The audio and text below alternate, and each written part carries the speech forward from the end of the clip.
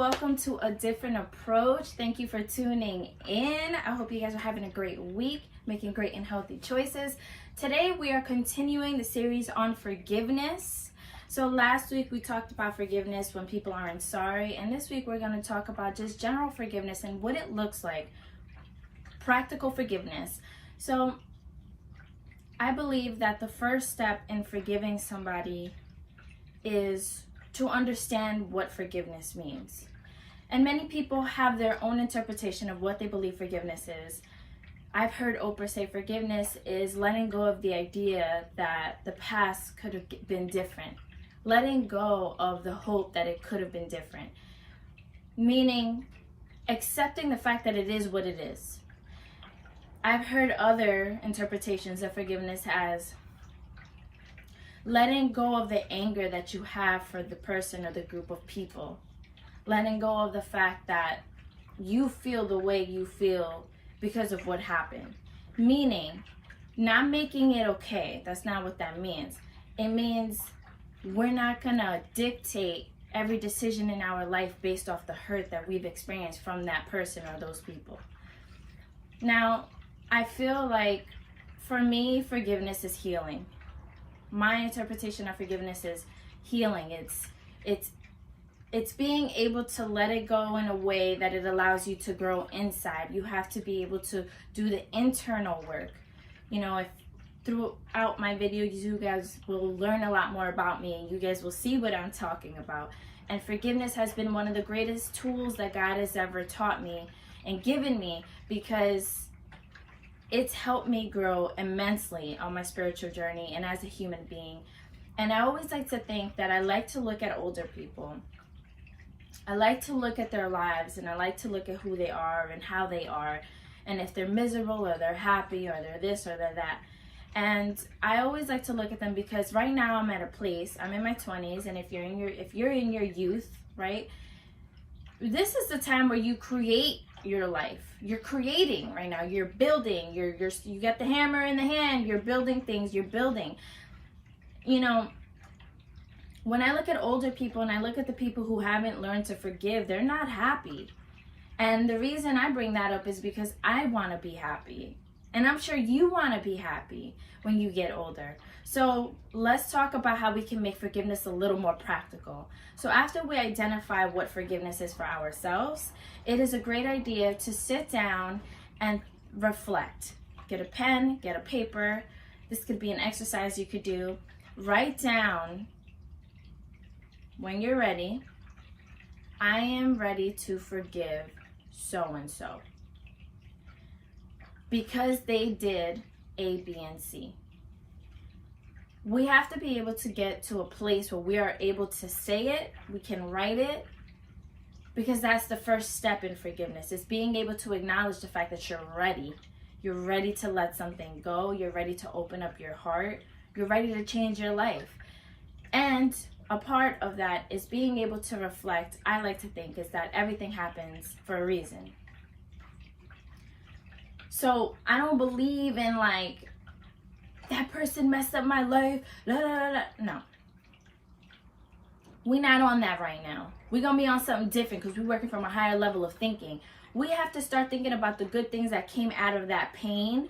We have to start thinking about what we should have learned coming out of that pain, because there are some things that have happened in our lives that are there to help us learn certain lessons. So when we move into our next blessing, we got the lesson down packed and we could fully grasp everything God is trying to give us.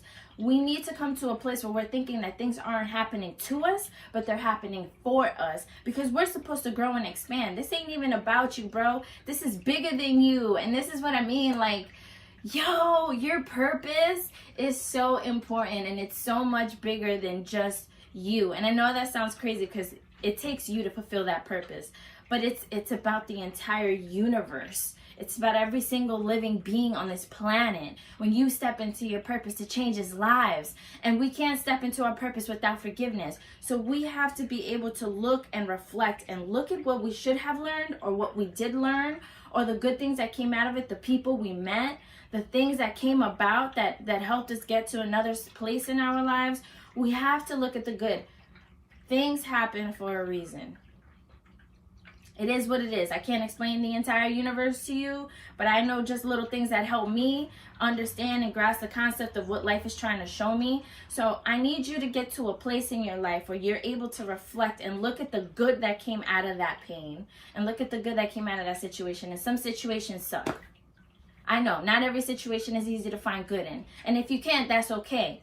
It's the most important thing is that you can be able to get to a place where you're like, okay, I'm ready to let this go.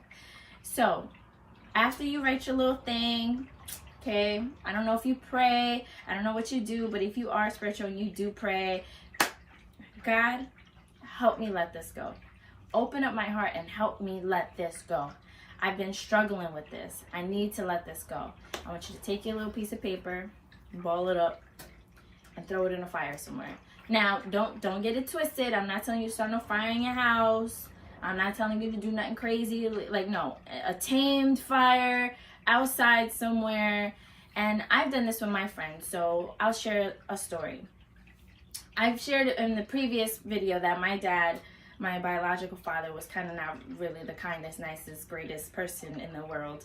So a year ago or something like that, my family, from his side of the family, had a family reunion. Now, this is just a side note. I don't talk to none of them like that. And it's not that we don't whatever, but it's just we just don't whatever, you know? So when they invited me over there and I knew he was going to be there, honey, I was ready to slash some tires. And this is me still on my spiritual path. This is me doing my yoga, meditation, doing my videos, everything. And I was still ready to get a little ghetto over there. But the reason was because I was so hurt.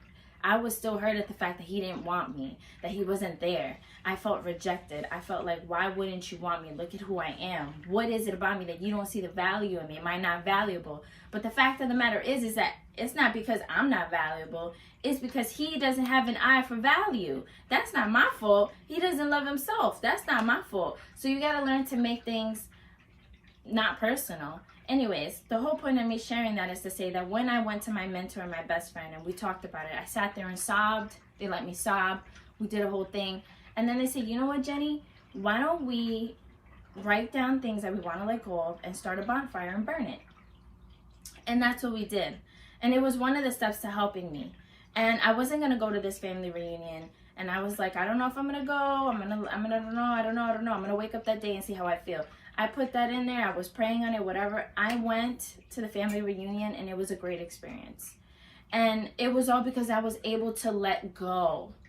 I was able to let go. My mother said that people were calling her out of the woodworks, telling her how awesome I am and how great and how she raised a great kid and this, that, and the third, blah, blah, blah. Whole point is to say that when you learn to forgive and you are able to step into your purpose and you are walking in alignment with your true self and with God, and you are able to you will be able to step into places where you thought there would be adversity, and you're going to be able to step in there and be like, yo, what up? How's everybody doing? Da-da-da.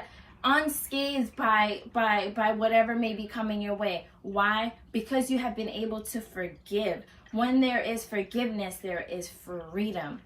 And we need to get to a place where we want to be free. You have to want to be free. No more making decisions based off of what they did to us. Your life isn't ruined because of that one moment. Your life is ruined when we make decisions based off of that one moment.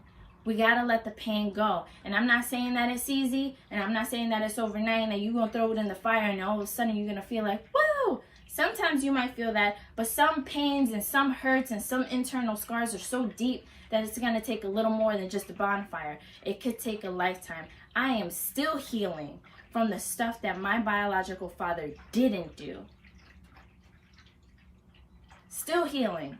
But I'm standing here or sitting here trying to tell y'all like, yo, it's possible. It's hard, but it's possible. It's possible to love after you've been hurt. It's possible to be in a place of freedom and experience life in the richness of it after you've been in a lack of love situation, in a poverty, internal poverty state. It is possible. And so with that being said, I am praying and hoping that y'all stay tuned, because next week we're going to be doing a video on how to forgive ourselves, because that's key. And we got so much to cover, guys. There is so much freedom on the other end of that. And I am encouraging you guys to forgive, to love, to be who you were meant to be. and to understand that there's a little bit of good in everything. And we got to learn to have a different type of perspective, a positive perspective. I'm praying and hoping you guys take your vitamins, make healthy choices, hydrate, and be the best person that you could ever be. Peace and love.